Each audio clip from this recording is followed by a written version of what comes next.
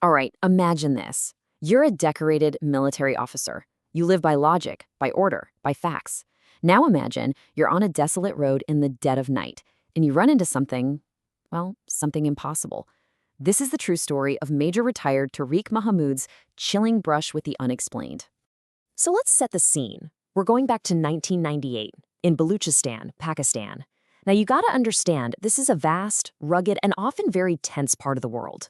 The profound isolation of this place isn't just a backdrop, it's practically a character in this story, and it sets the stage perfectly for something that just defies any easy explanation. And look, this isn't just some spooky campfire tale. We're talking about the first-hand account of a career military man, someone trained to deal with hard facts and cold realities, who came face to face with something he still can't explain to this day.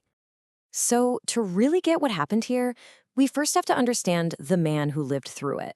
The credibility of this whole thing really hinges on who Major Retired Tariq Mahmoud was and the high-stakes world he was operating in. See, as a wing commander in the Frontier Corps, Major Mahmoud wasn't just any soldier. He was part of an elite force. These are the guys tasked with keeping the peace in some of the most challenging, most volatile regions of the country. So this was a man who was absolutely accustomed to crisis.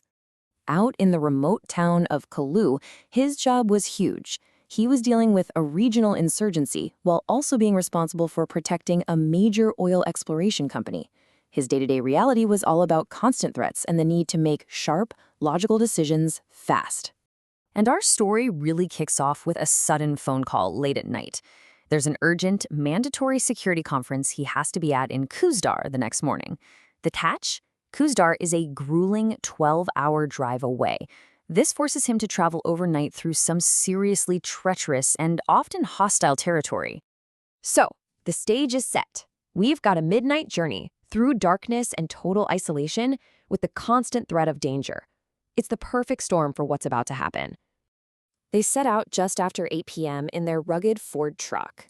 And for hours, there's nothing. Just complete darkness, their headlights cutting a lonely path through the mountains. Then, around 3 in the morning, deep in the most isolated stretch of the whole journey, they see something. It's a single person standing right in the middle of the road, trying to flag them down. Now, you have to realize, in this region, at this hour, stopping is a massive risk. It could be an ambush, a robbery, or it could be someone in genuine, desperate trouble. And right here, Major Mahmoud makes a fateful decision.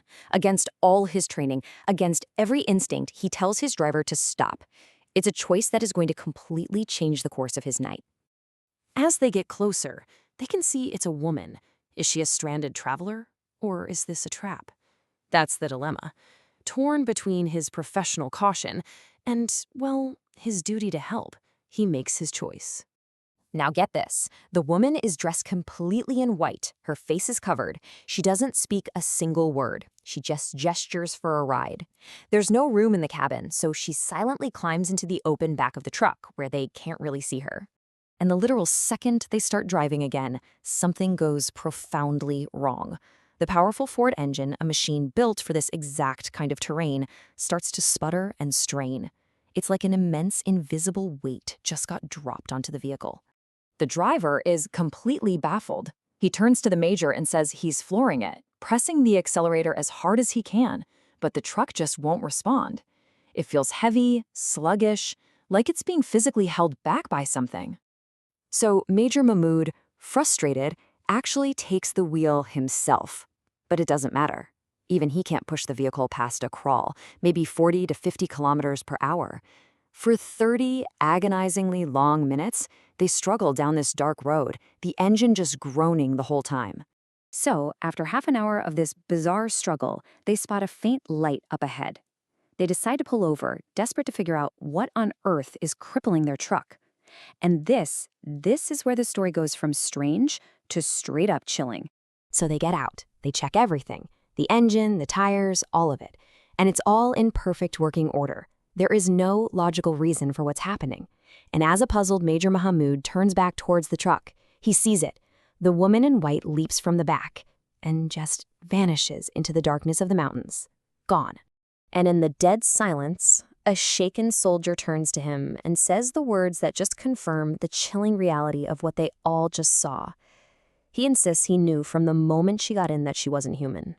And for the first time, the word ghost is spoken out loud, just hanging there in the cold night air. And this right here, this is the heart of the whole mystery.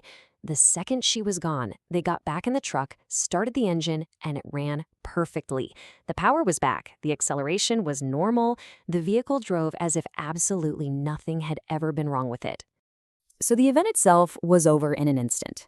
But the psychological impact on Major Mahood and his men, well, that was just beginning. I mean, how do you even begin to explain the unexplainable? They completed the rest of the long drive to Kuzdar in a heavy, stunned silence. You can just imagine it, right? Each man just processing the impossible thing that they had all just witnessed together. The conference happened, but the memory of that woman in white just overshadowed everything. Years later, writing about this incident, Major retired Tariq Mahmoud still describes it as one of the most inexplicable events of his entire life. He connects it to the deep mysticism of Baluchistan, a land that's famous for these kinds of stories.